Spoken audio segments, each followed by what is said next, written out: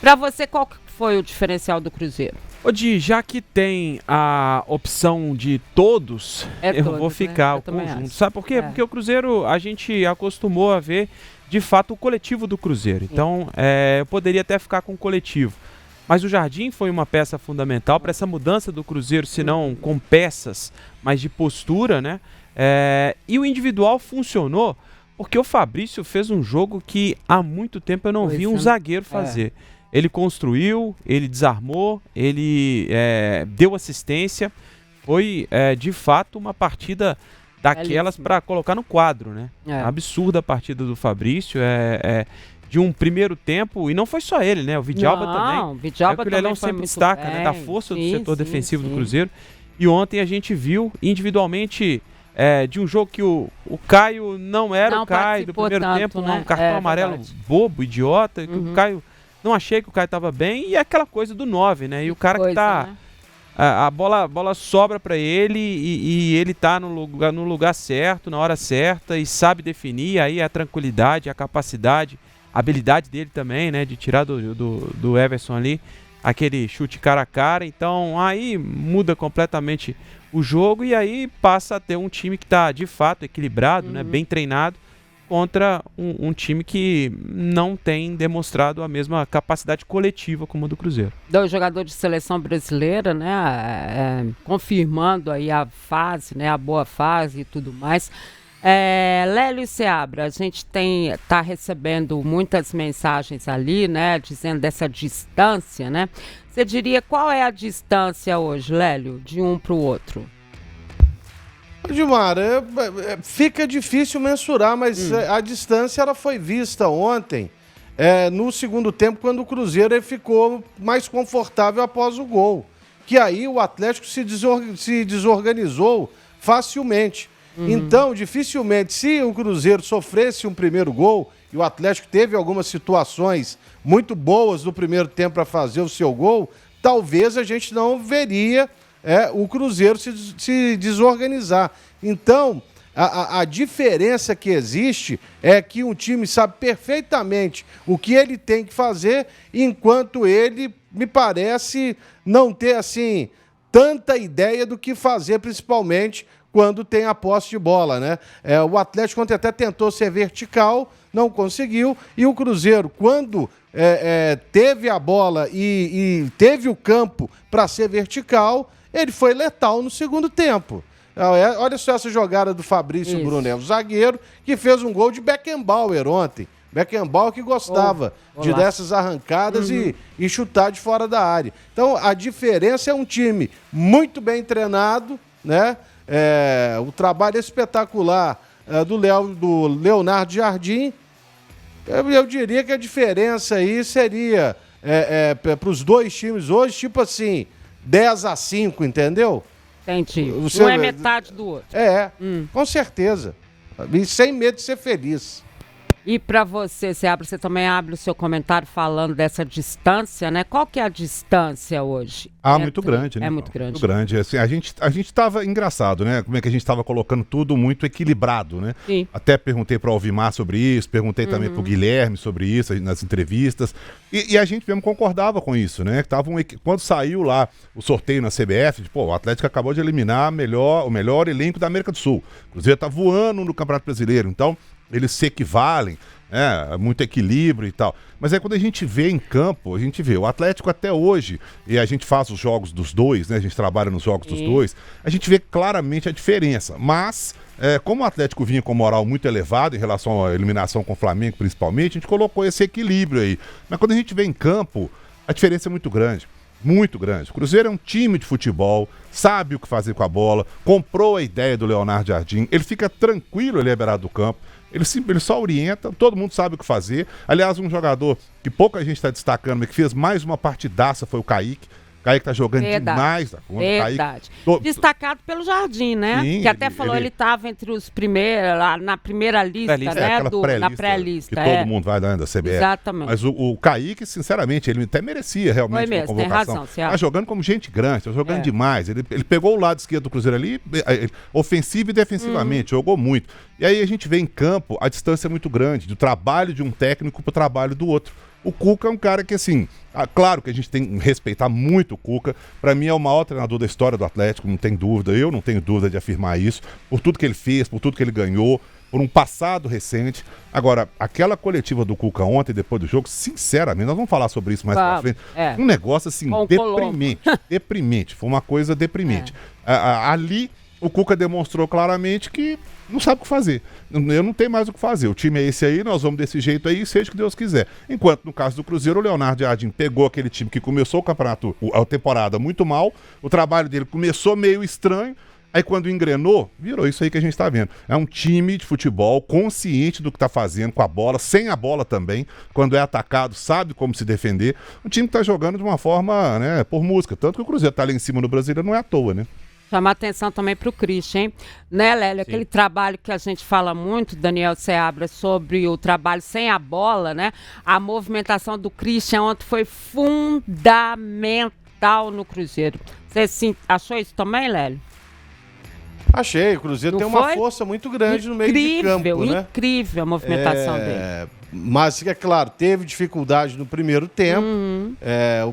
Eu volto a afirmar aqui, para mim, no primeiro tempo o Atlético foi melhor que o Cruzeiro. Eu até comentei isso aí no jogo. Mas, realmente, você pega uma subida do Kaique Bruno e que já é uma jogada cantada do Cruzeiro, né? Já fez 2, 3 gols assim. Quantos gols tem o Christian no Campeonato Brasileiro? 2 ou 3, né? São 2, né? Fez Vasco ele fez e 2 Botafogo. gols idênticos. Tem uma jogada no primeiro tempo que o Kaique vai em linha de fundo, cruza e tava lá o Christian fechando no segundo poste para fazer o gol. Ele é um jogador importante, porque ele consegue chegar à grande área, ele ajuda na marcação, assim como o próprio Wanderson, que eu também achei que fez um bom jogo ontem, mais uma vez, e a substituição que a gente imaginava que poderia ser feita, ela foi, né, com a entrada do Matheus Henrique no lugar dele já com o jogo 2-0, então é isso aí. O Christian é um dos destaques, o Wanderson também, mas a força é do conjunto no meio de campo, com o Romero e com o Lucas Silva também. E com o próprio Matheus Pereira, que ontem até participou menos do jogo. Muito marcado. Muito marcado. Você tem que... Não só ele, como o próprio Caio Jorge. Foi quando também. O Caio Jorge teve a chance, ele foi lá e fez o dele. Foi assim que aconteceu. Mas é realmente um meio de campo forte, com jogadores que são muito incisivos nas suas ações, tanto ofensivas como defensivamente também. A gente, desculpa te interromper, a gente até falava disso quando o Jardim, depois da vitória do Internacional, eu lembrei disso, poderia mexer em 1 ou 2 peças e tal, a gente fazia aquele exercício de quem pode sair, quem não pode sair, mas ao mesmo tempo a gente falava que o Cruzeiro a gente sabe, e não tem por que mexer em peças, e a gente sabe como o Cruzeiro vai se comportar dentro de campo, né? Mostra como a turma entendeu a mensagem do Jardim, mostra como a turma comprou essa ideia do português, e a gente sabe que o Cruzeiro vai jogar assim na Arena, vai jogar assim no Allianz, vai jogar onde for, o Cruzeiro vai jogar dessa forma, e ontem realmente ele falou sobre isso, né? Sobre essa imposição do Cruzeiro. O Cruzeiro precisa ser o Cruzeiro, da história e da grandeza do Cruzeiro. Então a gente sabe que por mais que essas peças possam mudar, isso pode acontecer ao longo da temporada, né? O cansaço pode bater e tal, por conta dessa intensidade que ele exige, mas a gente sabe que a forma de jogar do Cruzeiro é essa. E ele falou na coletiva, né, sobre isso, não sei se vocês destacaram. Nós vamos colocar daqui a pouco até... A coletiva do Jardim, mais uma vez, uma ótima coletiva, né? Assim, por mais que, claro, o clima estava bom, venceu o clássico e tal, mas ele fala coisas, assim, muito diretamente, né? Não tem muito não tem muita viagem e tal. Ele citou até os clubes, né? É isso que a gente vai usar daqui a pouco, exatamente para mostrar, né? Aliás, pode chamar, exatamente para lembrar. E aí eu entendi que foi esse o trabalho que ele fez com o Cruzeiro, né? O psicológico, né? Vocês vão para a Arena, ok, vocês vão enfrentar o Atlético, ok, mas é a mesma coisa. Ele até fala, né? Vocês brasileiros, sem mania de falar, tipo aquelas coisas que a gente fala, né? O Flamengo é o rival do Atlético, o Palmeiras é o... O Mirassol é o piorzinho, vai ser rebaixado e tal. Aí ele falou dessas definições e eu achei que ele trabalhou com o Cruzeiro dessa forma. E acho que o campo refletiu muito. Quando eu falo assim, o Cruzeiro não teve pilha, o Cruzeiro não teve pilha. né? Você não viu dar aquela pilha errada. Né? A pilha errada que eu tô dizendo, obviamente. Criar atrito e tal. Não houve, o que é uma coisa muito legal da gente ver, porque foi no futebol. Vamos ver? É isso, vamos lá. A gente perguntou para ele o que teve dessa mudança aí, como é que foi a conversa no intervalo, o que fez esse Cruzeiro ser tão diferente no segundo tempo. Vamos ouvir.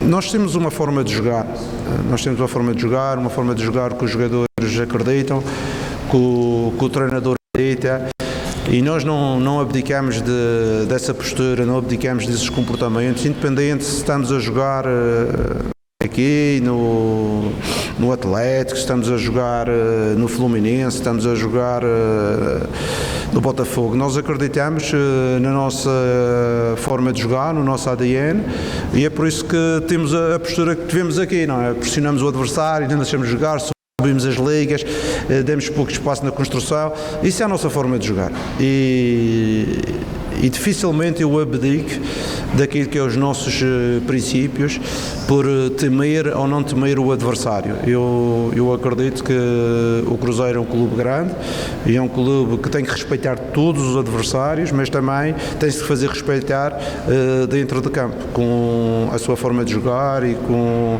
a sua organização. Acho que é bem definidor isso aí, né, Rafa? É, bem definidor. Engraçado, a gente até conversava com o Gabriel Moraes estava com a gente lá acompanhando o jogo, e aí a gente falava como é diferente, né, a postura. E, impreterivelmente a gente acaba comparando, né, um trabalho com outro, momento que o torcedor do Cruzeiro não gosta de lembrar do trabalho. Não tem como não comparar, né? O trabalho do Fernando Diniz, mas como era burocrático aquele Cruzeiro, um toque de lado, um toque que não era... Agora o Cruzeiro chega a assustar como o Cruzeiro é tão ofensivo, né? Exatamente. O Cruzeiro não tem esse toque quase as mesmas de segurar a bola, ao contrário, né? Agora é um lance que você pensa e fala, pô, podia ter segurado, tá 2-0, toca do lado. Não, os caras vão pra cima, o toque é vertical, é um contra-ataque 3 contra 3, a escolha é essa, vai pra dentro. É impressionante. E outra coisa, o Cruzeiro é frio. O time do Cruzeiro é um time frio, é um time que sabe o que fazer, não tem aquela confusão. Pode perder o jogo? Já perdeu aí, perdeu pro Santos, perdeu pro Ceará, todo mundo reclamou, ok. Mas não sai da forma de jogar. É um time ali, ó, certinho, um time não tem aquela burocracia, aquela confusão. Eu tô falando aqui que não só vendo as coletivas, porque a forma de se expressar do Leonardo Jardim é muito tranquila, muito clara, muito direta, mas a forma do time jogar também. Ele elevou o sarrafo de uma forma e fatalmente amanhã, depois, sei lá, um dia o Leonardo Jardim vai sair do Cruzeiro, porque isso acontece sempre, né? A gente está cansado de ver isso no futebol e vai continuar acontecendo.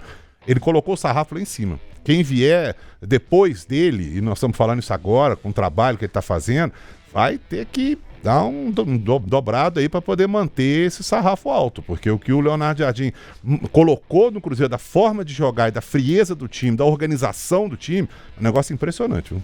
Acha isso também, Lélio Gustavo, que ele colocou o sarrafo lá em cima para uma futura substituição? O Pedro nem fala em perder o Seabra. O trabalho, né? Vai longe. Vai longe.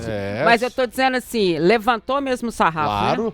Claro, porque o trabalho dele é extraordinário, com os mesmos jogadores que a maioria queria que o Cruzeiro mandasse embora, ele fez um time super competitivo. Exatamente. Entendeu? Então é complicado, né? E o principal é que em vários momentos ele falou, esse elenco não fui eu que montei.